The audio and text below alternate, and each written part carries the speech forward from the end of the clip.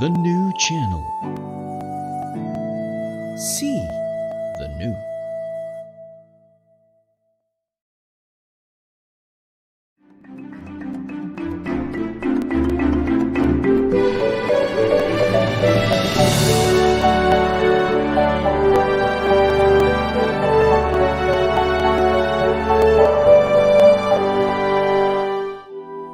The new channel. See the new.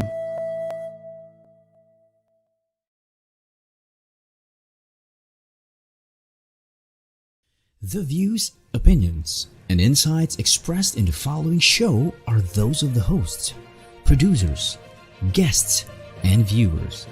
They do not necessarily reflect the position of the channel. Viewer discretion is advised.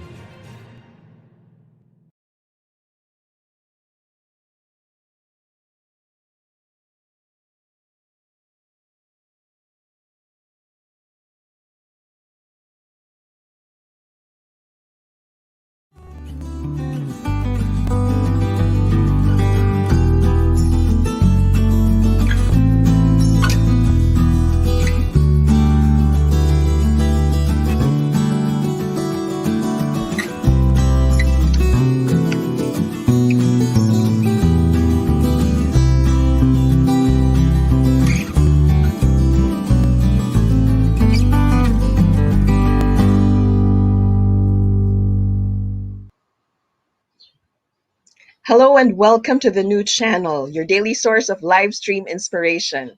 My name is Carmine Ortega and this is U-Turn. So, good morning sa inyong mga U-Turners. Today is Monday, June 15th, payday, first day of the week. So I hope you were looking forward to a very good week ahead. Ako mismo, I look forward to the shows that we will have this week. So that's today. We have a very special guest. I'm excited to introduce her. I will do that shortly and also on Thursday. As you know, dito sa U-Turn, we are all about sharing real people's real stories to inspire others, to give hope and motivation, and, to heal kung kinakailangan. So, welcome sa inyong lahat and good morning. All right, we have our very first comment. Actually, hindi pala. Marami na. Nicole Eligio is saying, I'm excited. Anne Revilla also is saying, yes. They are waiting for our guest, sabi nila. So, I think followers ito ng ating guest. Okay, batiin muna natin ang mga kaibigan natin, fans of the new channel. Please take note, our hashtag is the new channel PH. And the show is U-Turn on TNC.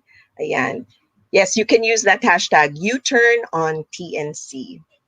Okay.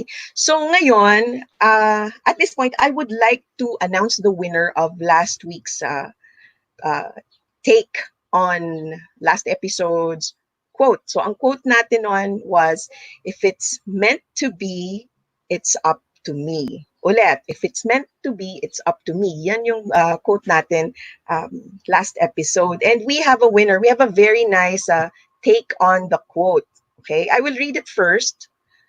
Ayan. Hang on. I will read it first. Sabi niya, it's nice to see things in this perspective. I'm one of those who believe in destiny. This quote reminds me that while success is partly because of luck, a huge chunk of it is because of hard work. Oftentimes, I feel powerless because the opportunity I want never comes my way. If I really want something, I should put all my focus and effort into achieving it. Tapos kinuot niya ulit, if it's meant to be, it's up to me. So that's the winning take on our quote. And the interpretation is from Quezon City, somebody from Quezon City, Mr. Christian Sibuyo. We are gifting you with a hair straightener for men. Sakto, lalaki ang nanalo, ang tatanggap ng aming gift. So, congratulations! Yay! Virtual clap naman, please. All right. So, at this point, now, I would like to introduce our quote for today, okay? This is today's quote, and it goes, create your future from your future, not your past, by Werner Erhard. Ulit, create your future from your future, not your past. From Werner Erhard. Okay, so what are the mechanics? It's simple. Share our live stream and then comment your take on what the quote means, and you could win the prize that I will show on screen. We will show on screen. All right. It is a free makeup class from Makeup Science Asia. Okay. It's a basic class. It's called Makeup Science 101. It's a free makeup class. And this is courtesy of our guest for today. So kung gusto nyo yan, yung free makeup class na yan, basic class, then share our live stream and leave your take on our quote for today. Okay, so thank you very much. Ayan. Ayan, nadagdagan na ba ng comments? Ayan, good Monday from Miss Apple. Hi, Miss Apple. Good Monday to you as well. Kamusta ba yung iba nating viewers? I hope you guys are watching. Okay, so let us not wait any longer. Let us welcome our guest. As you know, we announced earlier, she has a real story to tell. Of course, our guests here have a real story to tell. Okay. She is the CEO and owner of Makeup Science Asia. Let us welcome Miss Abby Ofrasio. Hi everyone! Good morning! Good morning, Miss Carmine. Good morning, Abby. Good morning sa'yo. Thank you for joining us today, for taking time to be with My us here on pleasure. U-Turn. Oo. And of course, I thank you for giving that gift for the winner for today's quote. No, it's a free makeup class with you. Can you tell us a little more about that? So, to those of you who are watching who are interested in the makeup class, i-follow nyo lang yung instructions ni Miss Carmine. Basically, the Makeup Science 101 class is a makeup class tailored for both professionals and for people who just want to learn how to do makeup for themselves. So, the class is going to be 8 hours. It's just one day. It includes a loot bag. So, we're going to give you your brushes. We're also going to give you a module, a certificate, a free photo shoot, and you don't need to bring anything at all. So you just need to bring a pen. It's a plug and play thing. So you can just come over to the studio once the MGCQ or the GCQ is over, and you can have the class for free there. All right. Thank you very much once again. That is so generous, no? You get a class na nga, meron ka pang loot bag, may mga goodies ka pang makukuha. All right. Mhm. So as you know, Miss Abby Ofrasio is the owner and CEO of Makeup Science Asia. Pero of course, hindi siya palaging owner and CEO, di ba? Meron din siyang pinagmulan. And in fact, part of her story is being a teen mom, no? Going through teen pregnancy and being a teen mom. And that's why she is here today. Although her business is in makeup, our focus is actually her story and what we can learn from her. Right. So Miss Abby, diba, it's not a secret. It's something you actually share with people that you were uh, pregnant when you were in your teens. How old were you when that happened? Um, I just turned 17 actually when I found out that I was pregnant. And then, yeah, I gave birth before I turned 18. So I was indeed a teen mom at Mm-mm. 17 years. Okay. And when you found out that you were pregnant, what were your very first thoughts? Of course, initially it was financial stability. I mean, I didn't know how I could raise a child on my own. And I didn't have a partner, by the way. So, teen slash single mom ang struggles natin, guys. Ayan. So, financial stability also, I was hell-bent on finishing my degree. So, I was worried about that because obviously I will have to nurse and take care of my baby and provide childcare. and things like that. And I really wanted to finish my degree, so obviously I needed to stop. And then another concern was because I was just 17, I couldn't really, find a job just like that to provide for my child. So those were my main concerns. It was most of, the basic stuff. Medyo nalagay sa back burner yung mga, I can speak in Filipino, right? Oo So naman. medyo nalagay, okay lang. So medyo nalagay sa back burner yung bigger plans ko for my life kasi I had to focus on the basic needs muna of me as a mom and my child. Okay. Thank you. Ang gusto ko umatras ng konti, no? Hindi ba pumasok sa isip mo yung paano ko sasabihin sa mommy ko or sa daddy ko? I don't have parents kasi. So that wasn't really much of a challenge to me. The only concern of yung with regards to telling it to someone was my lola, who was back then paying for my tuition fee before I got pregnant. And then, yun lang. It was hard, of course, at first. Pero my lola kasi it's very, may mga prinsipyo kasi yung lola ko eh. So, it was okay with her naman. Like, she didn't bring up abortion or anything like that. So, yun. But she did tell me that I needed to fend for myself after that. Okay.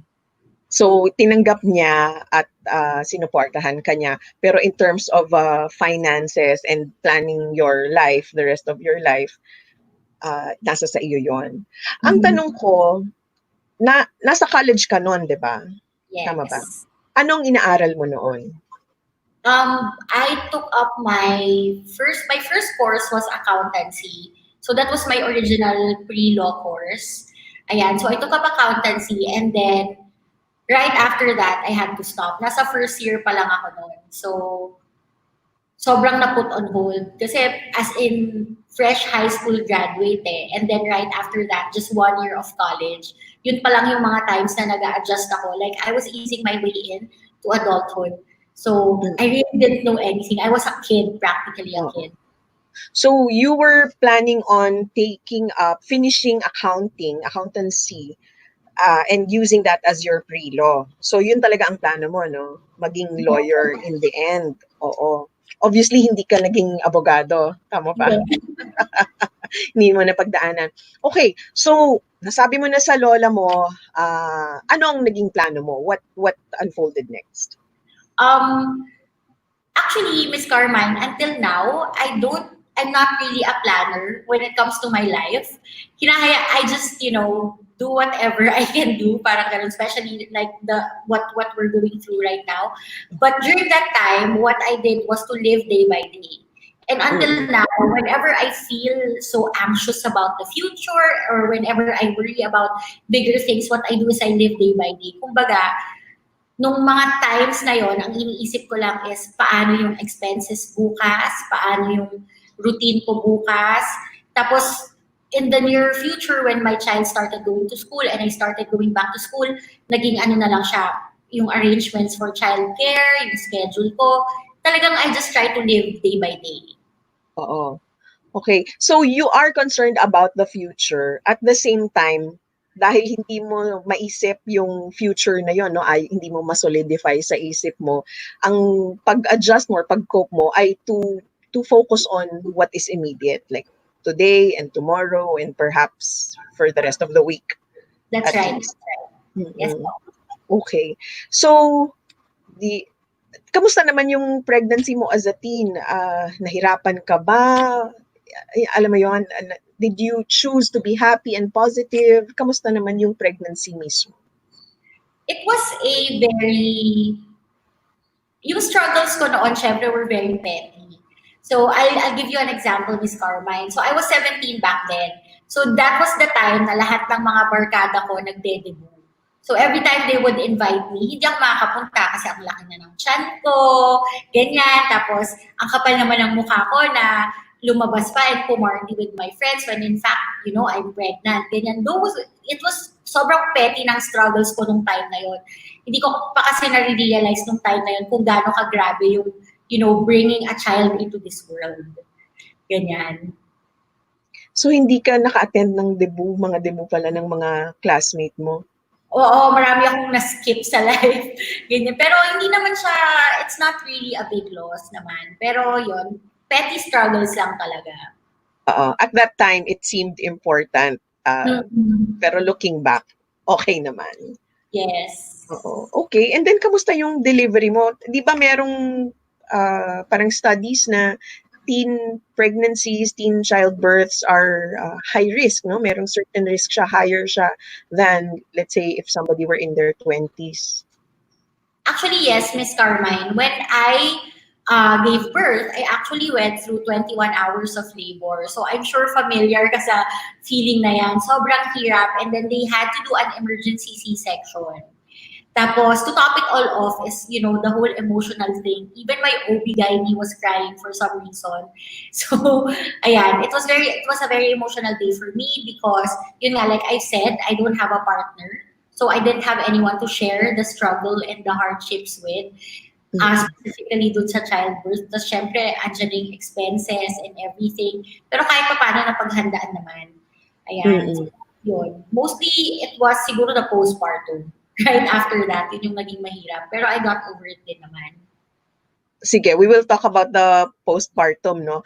Pero gusto kong tanungin, so paano mo natustusan yung consultations mo sa doctor, yung supplements mo as you were, carrying the baby throughout the pregnancy? Anong naging, so you had to stop school, di ba? Pero kailangan mo kumita. Ano yung ginawa mo?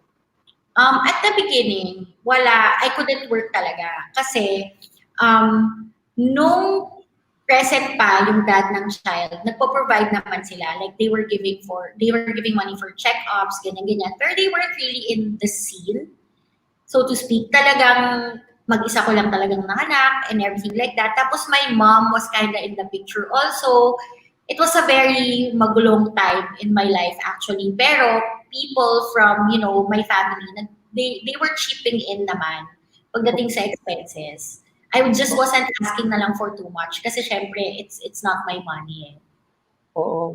So that's good, no, na may mga taong sumuporta sa'yo. Yung father ng anak mo helped financially pero the emotional support wasn't there. So, ang hirap nun, no? Yeah. Yeah, so ang tanong ko, when you were alone during those times, were you feeling sorry for yourself? Um, yes, a little bit. Meron akong sense of self-pity na parang, because it was more of a external factor eh, kaya nagkaroon ako ng self-pity. Parang everyone was like, sayang naman, matalino ka pa naman. I guess yun yata yung pinaka-first na nagiging comments ng mga people whenever they see teenagers get pregnant is automatic na sa tingin nila ay sira na kaagad yung buhay nila. Ayun. So that was Okay. where the self-pity was coming from po. Oo, that makes sense kasi tumatagos sa iyo yung sinasabi nila, yung napo-project nila sa iyo na sayang, sayang, as if wala nang magandang mangyayari sa buhay mo. Okay, so you had support, nanganak ka na. Anong nangyari pagkatapos nung, yung birth, the delivery? Postpartum, you mentioned, sorry. You mentioned postpartum. Yeah, so the postpartum was also, again, hindi ko siya masyadong pinansin. Kasi I had, like what you said, Miss Carmine, I had immediate needs to take care of. So, I gave birth October 10. My 18th birthday was October 30. So, na C-section ako. For the viewers who are familiar with the cesarean section, you know how difficult it is to recover, right? So, yung in a span of 20 days, right after turning 18, talagang pinilit ko yung sarili kong tumayo at maghanap ng trabaho. So I got my first job after that. And inantay ko lang talagang mag-18 years old ako. Eksakto, halos eksakto. Nagkakapanganak mo pa lang, 2 weeks later, birthday mo na. At nakaka-relate ako actually dyan sa C-section na sinasabi because I've had 4 C-sections. Imagine that. I've had 4 C-sections. So, alam ko yung hirap, yung sakit, physical na sakit ng sugat, no? Tapos dagdagan pa natin ng emotional burden or konting sama ng loob. I'm sure meron kang sama ng loob, pero hindi mo lang siguro iniinda, hindi mo binibigyan ng pansin. Tama po. I couldn't create more drama for my life kasi. Kasi after the whole giving birth and trying to look for a job, many more terrible things happened. That was Okay. affecting me directly. So the partner or the child of my dad got somebody else pregnant. Ayan. So ang gulo-gulo, sobrang gulo-gulo ng isip ko nung time na yon. So it was very difficult for me to kumbaga compartmentalize, for a lack of a better term, yung emotions ko. Kasi I needed to focus. Parang ganyan. Pero it was a great learning experience. I don't suggest, however, na yung learning experience ng viewers natin, siguro learn from me na lang. Yun. Okay. At that point, so far, what did you learn from your experience? Siyempre, hindi pa tapos yung story mo, di ba? Mahaba pa yung story mo. Pero at that point, ano yung mga takeaways mo? Okay, so I'll tell you a story, guys, about my first paycheck. Ayan, so growing up kasi, money wasn't really difficult for me. Hindi dahil mayaman kami, kung hindi dahil yung upbringing namin ay hindi importante ang pera. So when I was working for my own money, I didn't really have, a bigger view or an important view of what money really is. So when I got my first paycheck, or kumbaga yung value ng money. So when I got my first paycheck, syempre, the very first thing that I did was to withdraw it and then to go to the mall to buy diapers and milk. And Miss Carmine, ubos ka agad. As in, na zero ka agad yung pinaka first paycheck ko. Tapos doon ko na-realize na, oh no, if I am to raise a child, I'm going to need to do more, I'm going to need to work more, and I'm going to need more resources. Ayan, so yun yung una kong natutunan na when you work hard or when you show up to your job, that's okay. Pero sometimes talaga it's just the bare minimum. So yun yung pinaka naging unang lesson ko na if I get the chance, I will find another way of earning money. Yun yung pinaka first takeaway ko as a teenager pa lang. You learned for yourself na you need to do more. If you want to be more and have more, you need to do more. Yes. At yung work na nakuha mo, yung first job mo na yon, yung sinasabi mo, ano yun? I don't know if I'm allowed to say the company, pero it was a call center. So sa BPO ako nag-work. And then medyo meron kasi akong konting kaalaman sa Excel tsaka math. So instead of an agent, transfer ako sa workforce. So sa reports team ako. Okay. Hindi ako masyadong nagko-calls nung time na yon. Ayun. So kahit papano, okay naman yung pay, pero kulang pa rin talaga. Kasi for you guys who are watching, I'm not originally from Manila.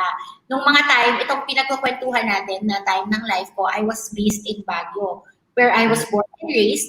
And although it's a city, ang sweldo po sa Baguio ay provincial rate pa din. So, mababa pa din siya. Okay. So, how long did you stay in that job? I was lucky enough to find another source of income na I think most of you guys watching right now will be able to relate to, yung mga work from home gigs. So, nung Miss Carmine, nung nakahanap na ako ng work from home gigs, nakapag-quit na ako doon. Tapos nakapag-focus na ako sa just working from home, and then I started different kinds of crafts kung saan ako pwede mag-earn. And then, ayun, from the work from home, nakapag-ipon na ako to go back to school. Okay. So, oo nga, sa Baguio pala yun, ay nakabalita nga ako na iba talaga ang rate kahit kilala ang pagtatrabaho sa call center as giving you a relatively bigger pay. Pag sa provincial, ibang storya yon. Yes. So, yung sabi mo nag-work from home ka, ano naman yung trabahong work from home? Ano naman yon, Miss Carmine? Yung work from home job ko, I started out as a ghostwriter. So sa mga hindi nakakaalam, yun yung trabaho kung saan magsusulat ka para sa ibang authors.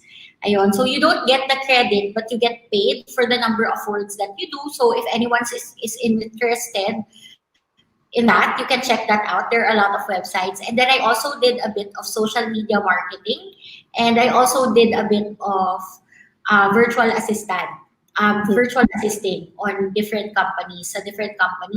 So I guess I could say, Miss Carmine, na all those experiences put together from the article writing, the ghost writing, the ebook writing, being a virtual assistant, and then also with regards to social media marketing, lahat yon kahit papaano nagagamit ko siya ngayon. Yung mga natutunan ko before. Talagang gano'n ano, hindi ka pinapadaan sa isang experience na hindi mo magagamit o yung may matututunan kang lesson or skill even para Yes, magamit mo in the future. May sinabi si Steve Jobs diyan, parang you can connect the dots, backwards. Hindi mo mako-connect the dots ngayon kung ano nangyayari sa buhay mo, pero when you get to that future, mako-connect the dots mo, kaya pala yun nangyari sa akin. yes, I agree with that, Miss Carmine. Actually, I'm a firm believer of everything happens for a reason. I think medyo yun yung sinasabi mo na relating back to what we said, what we talked about a while back. Na back then, I didn't really know. Like I was just so confused and stuff like that. But now, I think I understand why those things happen to me and my bigger purpose, which is to inspire others, not just teen moms, also single moms, and women who want to put up their own businesses, etc., there. Ang dami. You're so talented, ang dami mong kayang gawin. Kaya nga yung purpose mo nga na sinasabi mo ngayon is also multifaceted, no? To inspire, to help, not just teen moms, but also single moms and also women entrepreneurs. Napakaganda ng purpose mo. So lahat ng jobs na yon na kinuwento mo, no, after that working in the BPO, was all work from home. Yes, they were all work from home except the BPO. Oo. Okay. Ang galing. Wow. Hanga ako sa'yo. Okay. So, during this time, as a mother naman, no, raising a kid now, you have a son or a daughter? I have two kids. I have a daughter and a son. Okay. Ayan. So they're 13 and 6 respectively. Malayo yung gap. 13 and 6. Yes. Okay. Pero kamusta yung experience mo as a new mom at that time? As a new mom, marami akong stories about being a new mom and being a mom now and the differences between the two as a teenager and growing up as an adult. Oh, sige. Sige, pabalikan natin yan. Bago natin pakinggan yung kwento mo, I'm really curious, I'm excited. We will have to go on break muna. So, we'll be right back.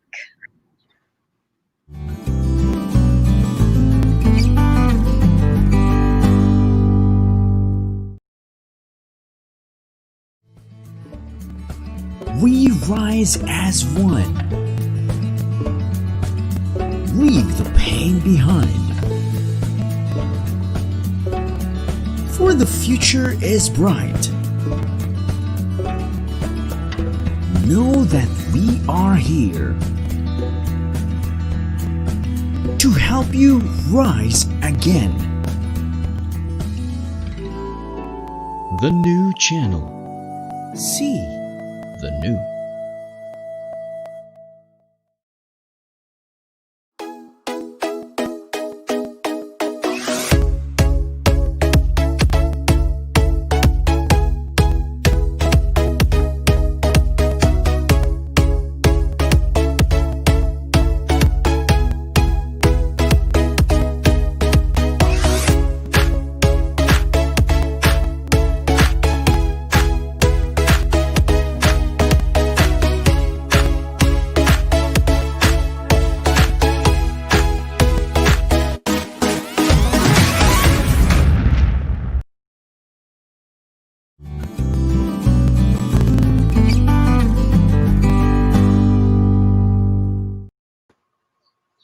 We are back on U-Turn on the new channel.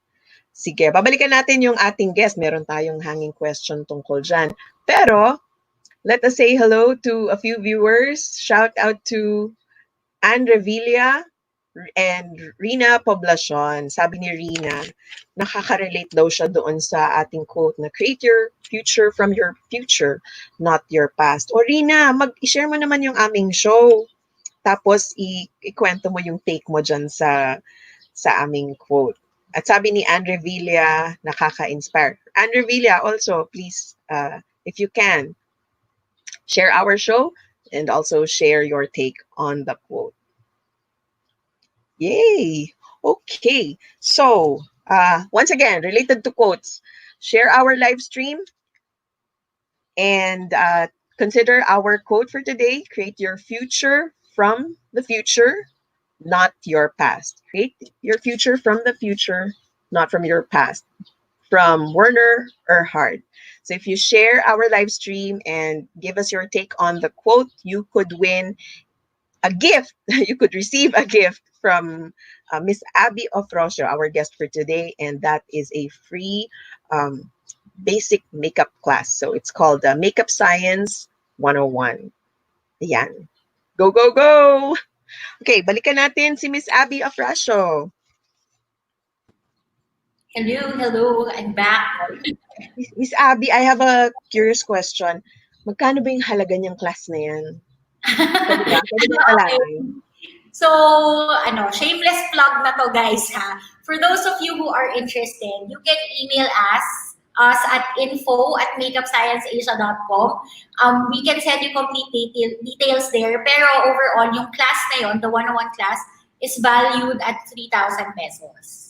Wow, okay. Mahalaga yon, 3,000 pesos. Plus, para sa akin, no, hindi lang yung class yung natatanggap natin when we take that up. It's also the confidence na pwede nating matutunan. And if we share that skill with others or any pointers that we learn, nagmumultiply pa talaga, exponential yung value. And of course, Miss Carmine, you get to be part of our community. So we're a big community of makeup enthusiasts and women entrepreneurs and etc. etc. Talagang magkakaroon ka like si Mikey, as you've seen, she's developed a new set of friends with us here at Makeup Science Asia. Yes, shameless plug. Thank you so much. Thank you for telling us about the class and introducing your company. Nabanggit ni Abby si Mikey. Mikey's my daughter and Mikey does my makeup for the show. Yun ang significance noon. And Mikey actually enrolled herself in that class. Yun ang yung story nun. She paid for it so she can learn. Yun yung hilig niya. Okay. All right. So, thank you for explaining. Ngayon, Miss Abby, meron tayong pag-uusapan. Bago mo ikwento yung kwento mo about motherhood, no? Meron tayong pag-uusapan. Pero the usap is based on pictures. Hinalungkat ko yung photo album mo. Oh my gosh. Asan mga throwback payat pictures ko? Halong throwback at saka hindi masyadong throwback. So, the point really is we want to get you to know you more based on the photos. So, konting talking points naman, konting kwento about the photos. Sige, let's look at the first one. Oh my gosh. That was my first high school. That was actually an all-girls school. Okay, St. Louis, no? Sikat ang St. Louis sa Baguio. Oh, yeah, very high school angst yung itsura ko. That was the time that I was really into music. So for those of you who don't know, I was part of a rondalia. So I know how to play the guitar, a little bit of the guitar before, but more on like the bandurria, the ukulele, ganyan. So parang medyo yung aura ko dyan is I'm so mad at the world. You know, the usual thing. I'm so sorry. Hello sa mga classmates ko. Hello daw sa classmates niya. Sige, thank you. Next photo. Ano to? Ba't ka nagpipinta? Ginawa mo rin ba yung career? Okay, Miss Carmine, sa ano yan? Sa mga hindi nakakaalam, guys, I work closely with the theater. So, Makeup Science Asia does makeup for the theater. That was actually in the Cultural Center of the Philippines. So, niloloko ko si Kuya na, Kuya, pahiram ka nung pangpintura mo. Magpintura din ako. Ayan, tapos pinicturean nila ako. Sa pool yan, guys. Kasi gusto mo lang ma-experience yung humawak ng ganyan at ano. Oo. Nakikita. Parang Forever. makeup din yan, di ba? Parang makeup din, mini-makeupan mo yung wall. Yes po. Foundation. Tama. Sige, let's look at the next picture. Ayan. Those are my kiddos. This was in Baguio pa. So, nakakatawa yung story na yan kasi yung laptop na yan nasira. Pinaayos ko, tapos tsaka ko lang nakita yung images na yan na nagpipicture-picture pala sila dyan. So that was years ago pa. Let's say, mga 3 years ago, yung picture na yan. So even despite, them having different fathers and despite, the age gap, somehow my kids know how to get along kahit pa paano, which I'm very thankful for kasi isa yan sa problema ng mga mommies yung hindi nagkakasundo ang mga bata. Oo. But I think ang turingan naman nila, syempre, walang kaibahan. Pareho silang anak mo. Period. Of course. Sige. Actually, nagtataka ako kasi bakit ganyan yung picture? I could have posted a picture nila na totoong picture, no? Pero I chose this kasi picture ng laptop na kasama sila. Yun pala yung storya nun. Oo. Kinakal ko yung Okay, thank you. Next. Fangirling ba to? Medyo, I think. Pero ayan, this was an event. I think this was the Christmas tree lighting where we were invited. Tapos James Deacon was the host. So we were backstage and then I just wanted to get a picture. Kasi a lot of my friends are titas na. So yung mga tita friends ko, take a picture with James Deacon, ganyan.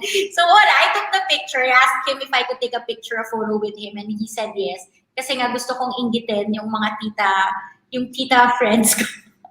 Ginamit mo lang siya. But I would have done the same. That is very charming, especially in person. Okay. That's a fun story. Ito, anong lugar ito? That is the Makeup Science Asia classroom. So that is where the magic happens. Ayan, ito.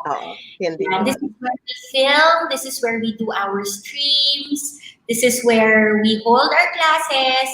Yan, all the creative processes, they happen inside this classroom. Outside this classroom kasi nandyan yung mga offices, reception area. Wala masyadong creative process na nangyayari. Lahat talaga dito sa loob. Ay, bakit naman may special picture yung TV doon sa sulok ng classroom?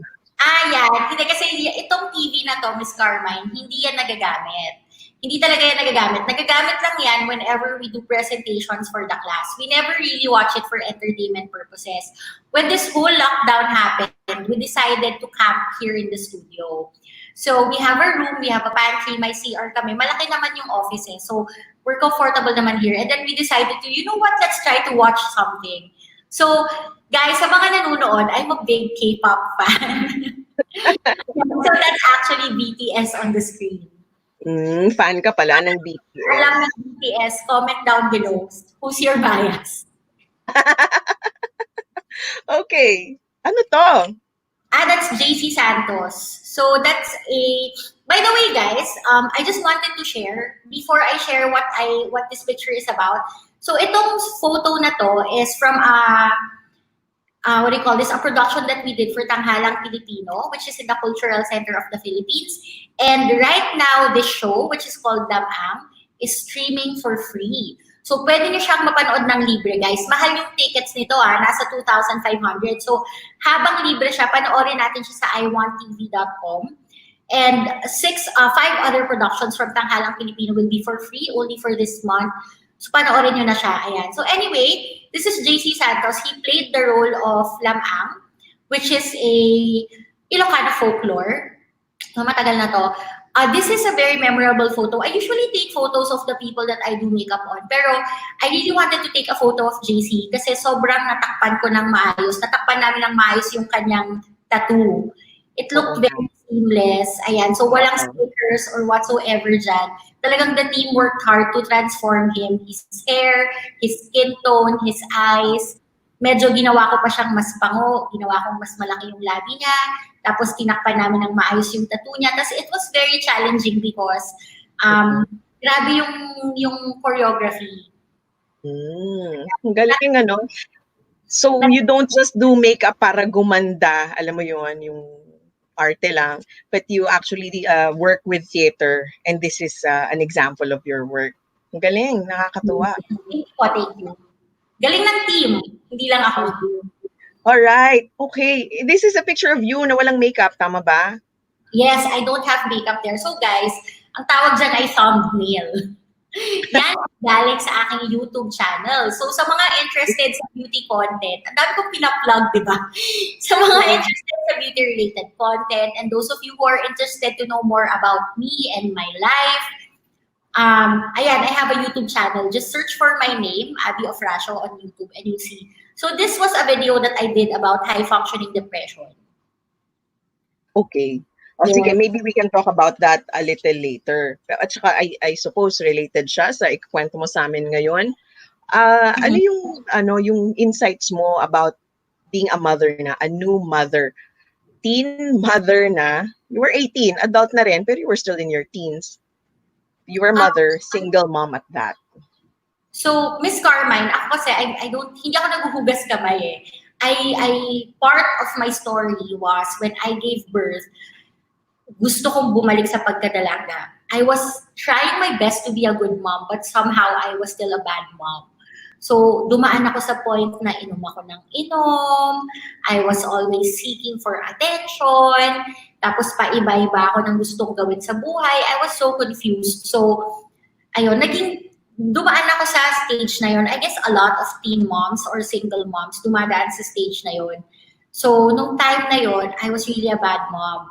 Hanggat pwede akong lumabas, lalabas talaga ako, ganyan. Nakakahiya mang aminin, pero totoo na pagdaanan ko talaga yan na pinaprioritize ko na bumalik sa pagkadalaga. Kasi I felt like I was missing out on so much. When the reality is, it was also my fault din naman. Oo. Parang bumawi ka, you needed to feel that life. Sino ang nag-aalaga sa baby mo nung mga panahong yan? Yung lola ko, I was still living in my lola's house back then for the first 2 years of my motherhood. Until nagising ako sa katotohanan na I have to be independent. After that, medyo naging okay naman. So, after that, I went back to college. So, 3, 4, 5, 6 years old noon yung daughter ko. And then, ayun, natapos ko naman yung college. Tapos, after that, mas naging okay na yung setup namin na I was able to focus na on her fully kasi mas maayos na yung schedule ko, mas nag-mature na ako, nakatapos na ako ng pag-aaral.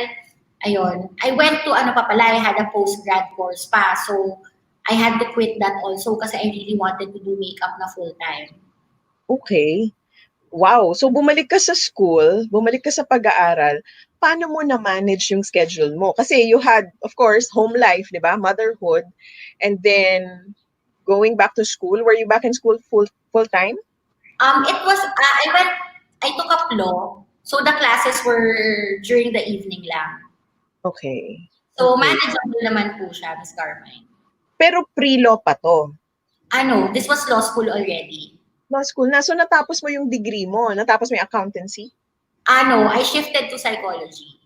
Psychology yung naging pre-law mo. Pero paano mo na-manage nga yung schedule mo doon? I had to talk to my teachers.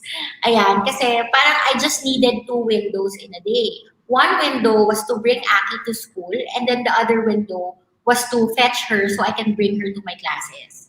So, sikat siya sa campus noon kasi she was the little girl na I was tagging along everywhere with me. Ayun.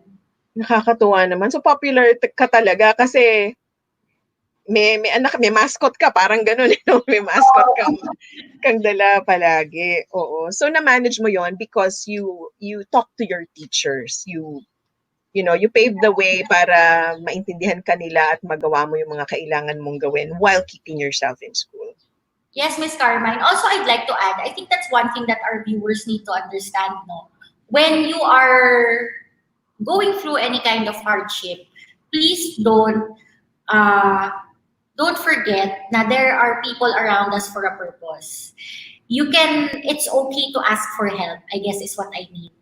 Kasi sometimes we are always obsessed with, being independent, especially yung boss babe culture na tinatawag, no?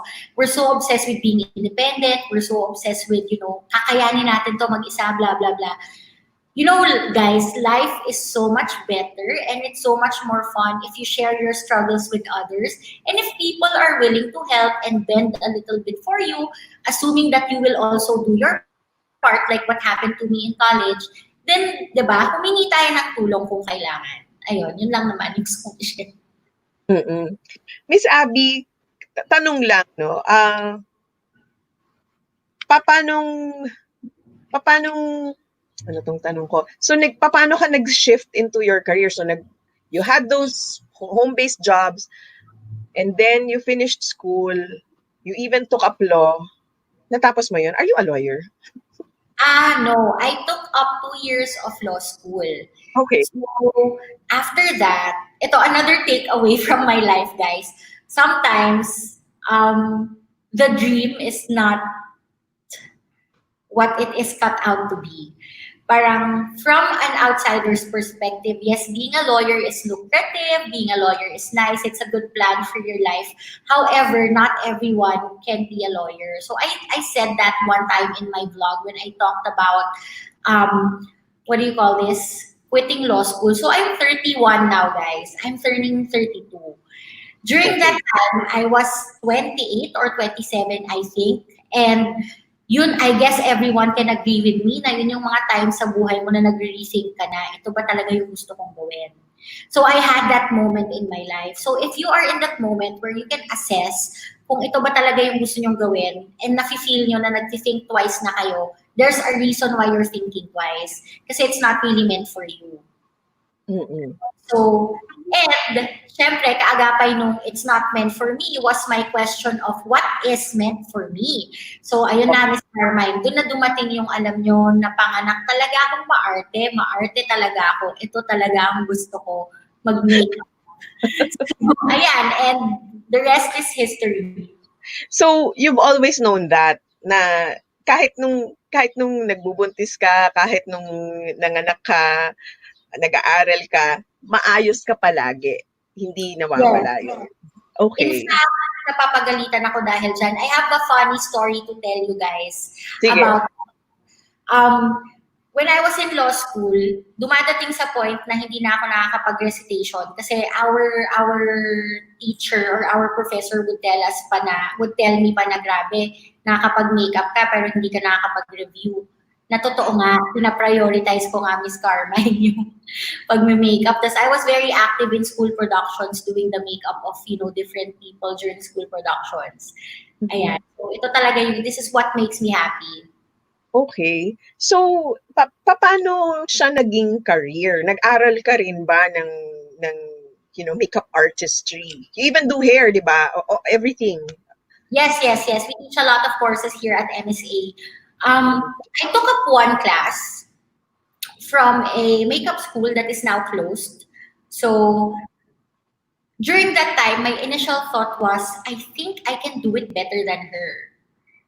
And looking back, napakayabang ng thought na yun. Pero I guess what I really meant in my heart was, this is something that I would like to do. I would like to impart knowledge. I think na from maraming magaling na makeup artists, and I know I tell this to Mikey all the time, your daughter, Miss Carmine, na wala naman talagang benchmark for the best makeup artist. But when it comes to transferring knowledge, I think I'm very effective. So, given that on one hand, mahilig ako sa makeup and then I can transfer knowledge properly, I put 2 and 2 together and now I have a makeup school.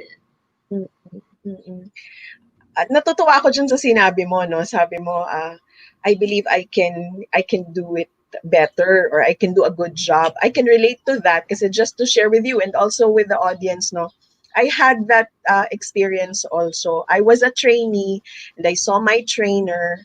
She was teaching communication skills. Ako naman, I was observing her and I said, parang kaya ko gawin yun. Tsaka parang mas magaling ako sa kanya. And not to discredit her, she wasn't actually a trainer. Inutusan lang siya mag-train. At Amerikano siya. So parang feeling ko as a Filipino, I can help teach Filipinos better. So hindi yabang yung sinabi kong I think I can do that and I think I can do a good job. Hindi siya yabang. It comes from a place of self-awareness. Mm-mm. So, natutuwa ako na we have that in common. Yes po. Mm. Okay, so you mentioned teaching. Ano yung strategy mo ba sa teaching? Bakit ka effective? Actually, Miss Carmine, when I was in college, one of my professors, I was really close to one of my professors, and I told him na, you know what, I really want to teach. I think that I can teach. Maybe I can teach psychology or something like that. And then he told me back then na you have to remember na hindi lahat ng estudyante ay katulad mo. Sa ngayon, gusto mong magturo dahil pakiramdam mo lahat ng tuturuan mo ay katulad mo. So, lagi ko, dinala ko na yon from that time until now, dinadala ko yon.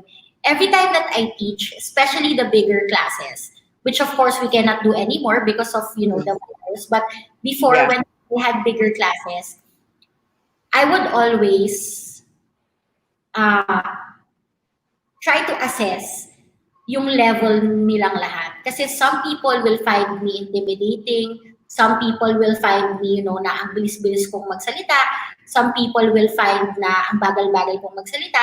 So it's all about really finding the balance and yung common denominator namin, which is makeup. Okay. All right. Now, sige, speaking of makeup, we will talk about how you actually started your makeup artistry school when we get back after the break.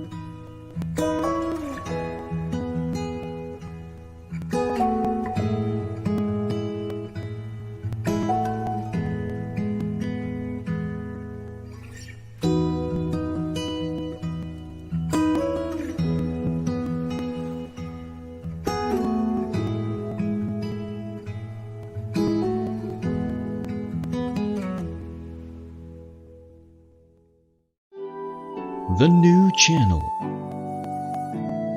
See the new.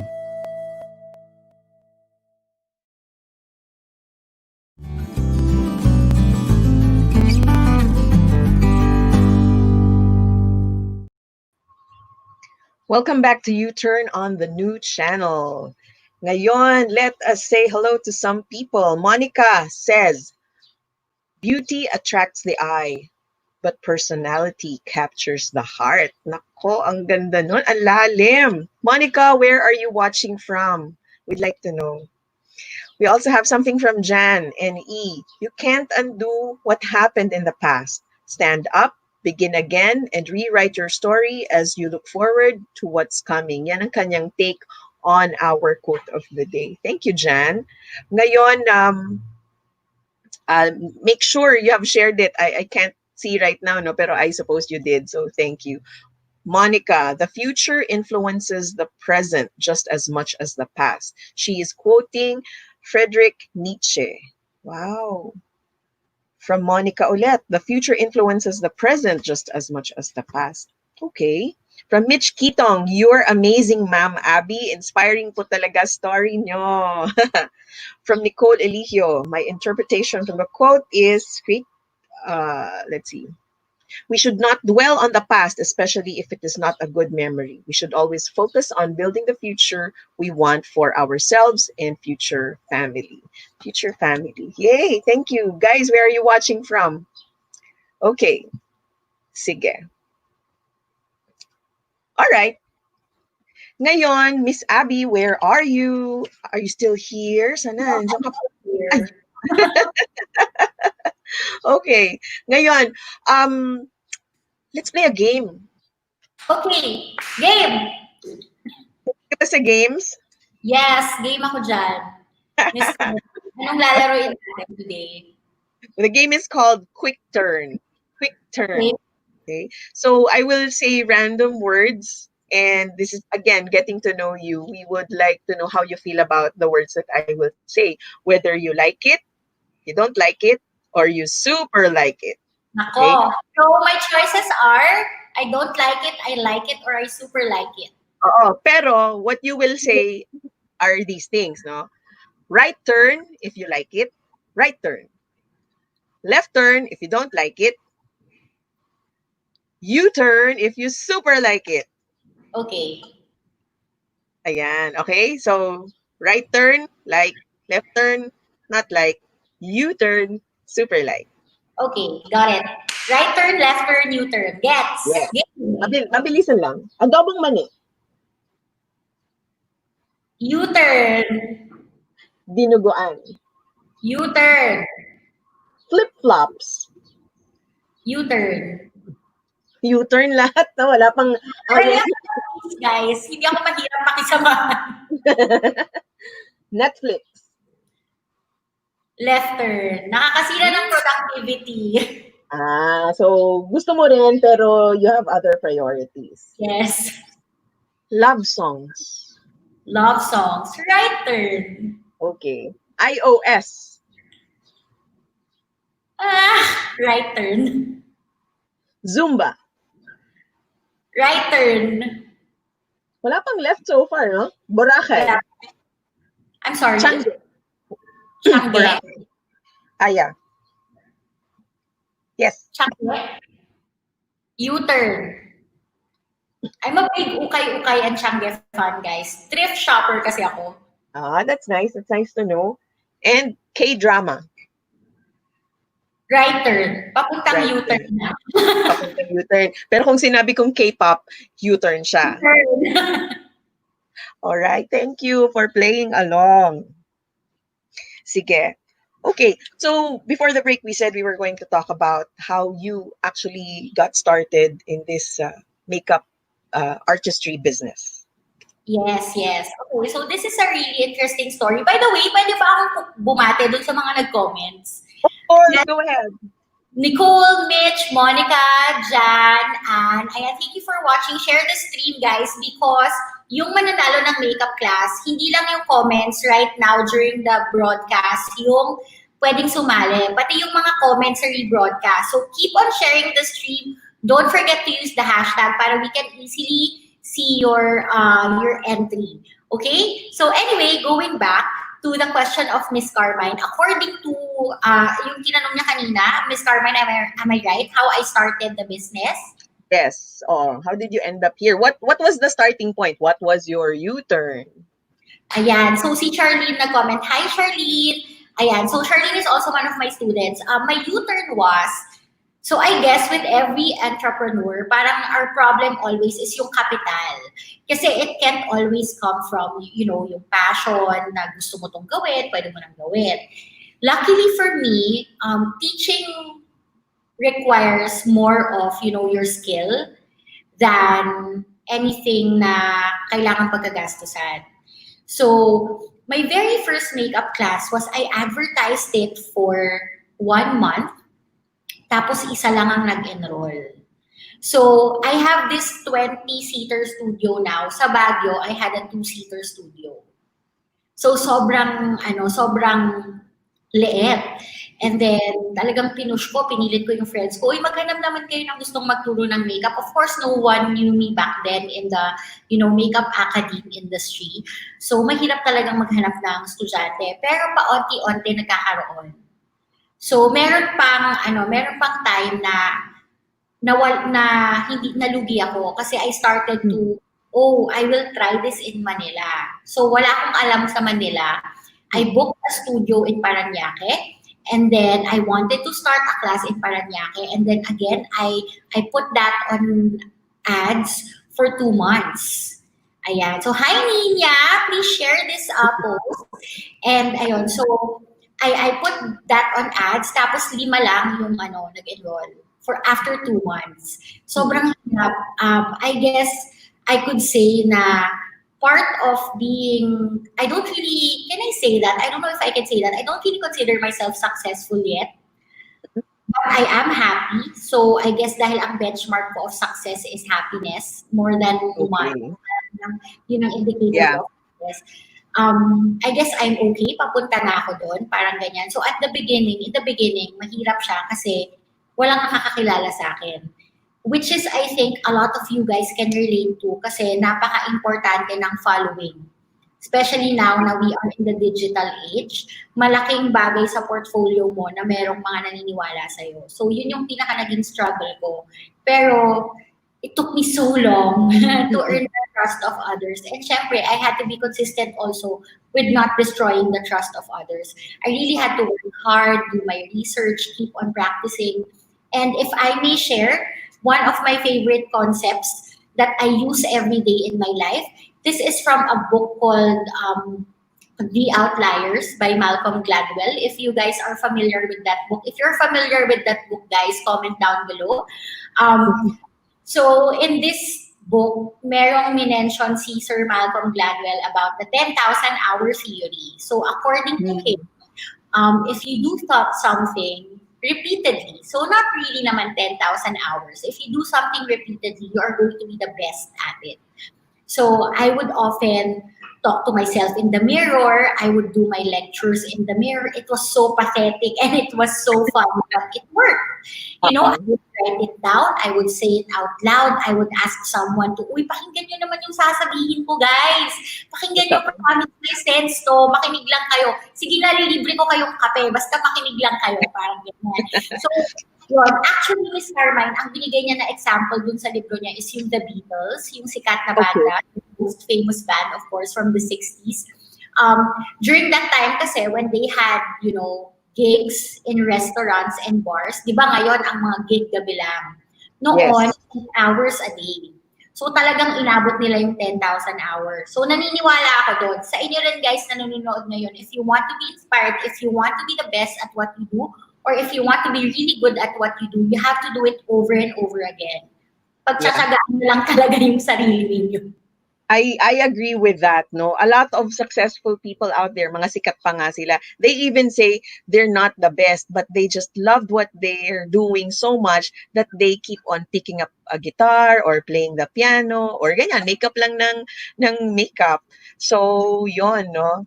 So, congratulations sa iyong growing success at nahanap mo yung place in the sun mo. Nahanap mo yung place in the sun mo.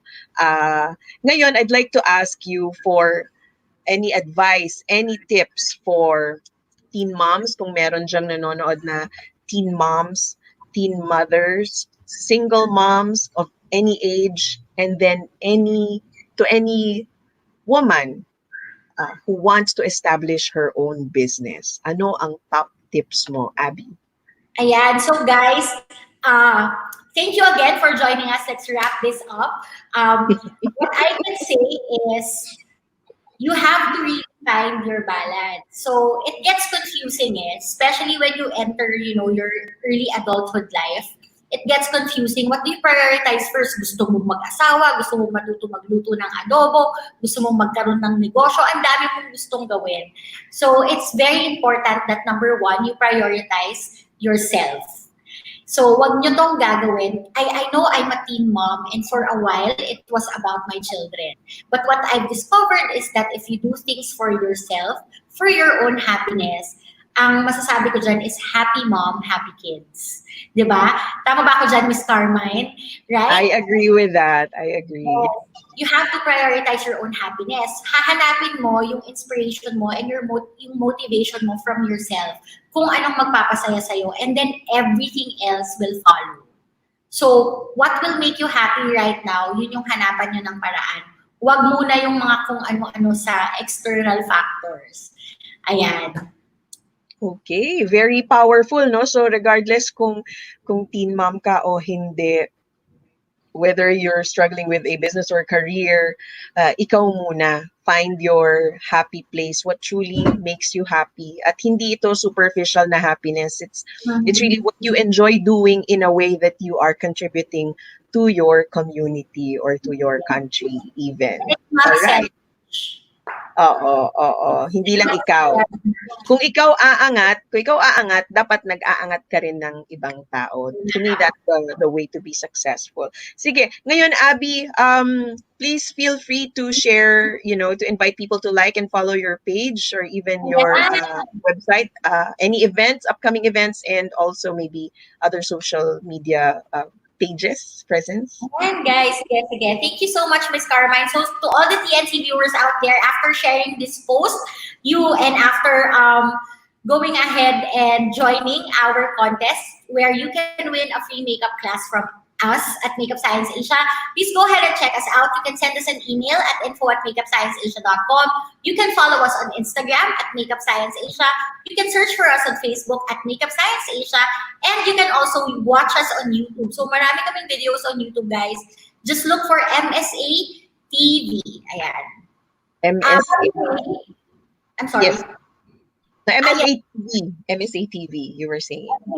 By the way, guys, for those of you guys who are wondering if we are taking proper precautions with our classes, of course we are, because it's very different na now.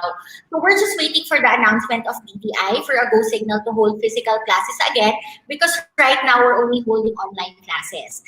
So unlike before, we're going to follow very strict GCQ, MGCQ guidelines. And our building, yung building nasan kami, tayo lang establishment sa floor. So we're very safe. For more of the guidelines, you can view our Facebook page. Ayan, Makeup Science Asia. Thank you very much, Miss Abby. Okay, we're so happy we had you today. We love your story and the inspiration that you shared with us today. So, any final words from you? Stay at home. Please stay at home, guys, and do your part so we can all flatten the curve. Ayan, flatten the curve. Sige. Thank you very much, Abby Ofrasio, for taking the time to be with us today and sharing your inspiring story. So we will see you again, and thank you once again for the gift that you have given for this show. So our winner can receive that, a free makeup class. Pwede pang join. Okay, so share the live stream and give us your take on our quote. Okay, thank you so much. Okay, let us give a shout out to a few more people. Nina Balange, Charlene Faith Reyes. Hello. Very inspiring daw according to Apple Manansala. Very inspiring. Abby. Jennifer Bautista. Hello. And there's a question. Rina Poblacion is asking how much po ang classes. So just look up Makeup Science Asia on Facebook and you can find out the specific rates for the different classes. They have an entire range of classes from basic to pa-advance ng pa-advance ng pa-advance. That's Miss Abby Ofrasio, owner and CEO of Makeup Science Asia. All right, so ating mga U-turners, kamusta naman kayo? I hope that our show today left you really inspired, okay? And that this is what we're all about, really, to inspire people with stories, because it's what we need these days. If you can be an inspiration to others, do that. Okay? Huwag tayong pabigat sa ibang tao. Let us be an example. Let us be an inspiration. Let us be a conduit to goodwill in our community, in our society. Yan. Yan diyan naniniwala talaga ako diyan sa ganyang gawain at purpose. Okay, so that wraps up. Sorry. This wraps up our episode for today. I hope you had fun. You had some takeaways. Leave your takeaways in the comment section. We would love to hear them. And please stay tuned. This is U Turn Mondays and Thursdays at 11 a.m. So that means we have another episode this week on Thursday. And this is an amazing story of healing and perseverance and also success, of course. So I look forward to that. I hope you do as well. Thank you very much, everyone. I'll see you again.